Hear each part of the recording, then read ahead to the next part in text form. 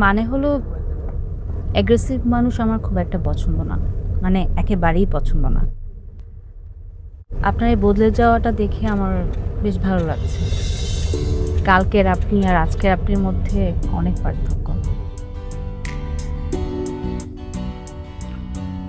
আসলে অ্যাক্সিডেন্টের পরে যখন আমি সুস্থ হয়ে বাসায় ফিরেছি, তখন যতই আমি শারীরিক বা মানসিকভাবে সুস্থ থাকার চেষ্টা করি না কেন, আমার আমার মনের ভেতরে অদ্ভুত একটা খারাপ লাগা সবসময় কাজ করত। আপনি আছেন এখনো? হ্যাঁ, ওই একটা সিএনজিকে কন্ট্রাক্ট করা আছে তো, ওই আমাকে অফিসে প্রতিদিন দিয়ে যায় আর নিয়ে যায়। তো নাম্বারটা বন্ধ পাচ্ছি।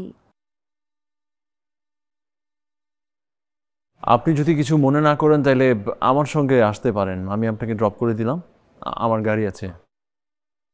না না, চলে আসবে বোধহয়, মানে বোধহয় মোবাইলে চার্জ শেষ হয়ে গেছে। আপনি আসুন আমার সঙ্গে, অযথা কতক্ষণ অপেক্ষা করবেন। আসুন, প্রবলেম নেই, আমার গাড়ি এখানে।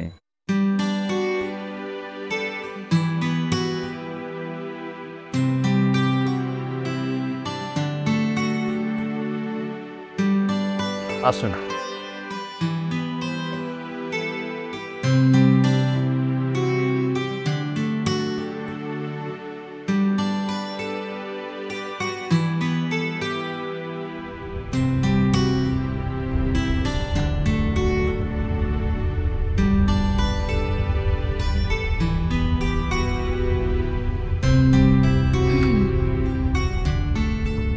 আম,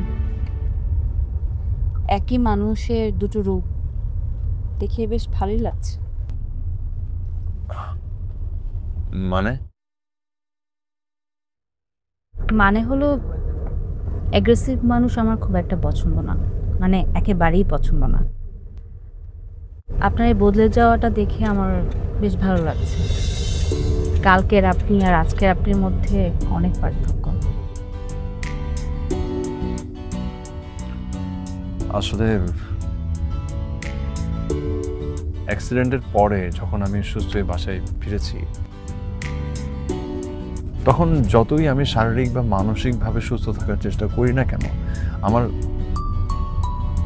আমার মনের ভেতরে অদ্ভুত একটা খারাপ লাগা সবসময় কাজ করত, নিজেকে খুব অসহায় রাখত।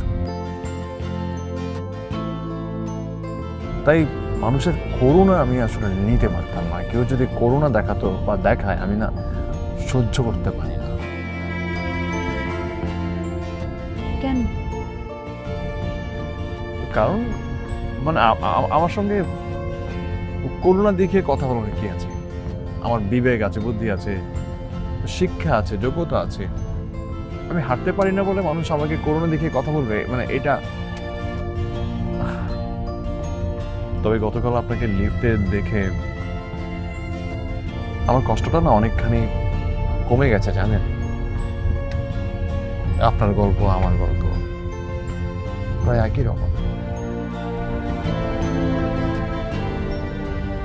এক্সকিউজ মি, সামনে বাইরে রাখবেন।